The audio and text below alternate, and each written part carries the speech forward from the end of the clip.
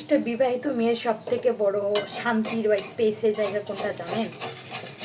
সেটা হচ্ছে তার নিজের সংসারে তার নিজের স্বাধীনতা। যেমন আজকে ছেলেকে যখন স্কুল থেকে আনতে গেলাম, হঠাৎ করে রাস্তায় গরু মাংস বিক্রি হইতেছিল। তো আমার হঠাৎ করে মনে হইলো যে আমি গরুর মাংসের মাথার যে মাংসগুলো এগুলো রান্না করে খাবো আজকে। প্রচণ্ড মন চাইলো, তার জন্য আমি নিয়েও নিলাম। নিয়ে বাসায় আসার পরে আমার মুড চেঞ্জ হয়ে গেছে। আমার তখন মনে হচ্ছে না, আমি আর গরুর মাংসের মাথা খাবো না, আমি আজকে খাবো একদম আমার ফেভারিট সব কিছু। তারপরে সে ডাল রান্না করলাম আলু ভর্তার জন্য।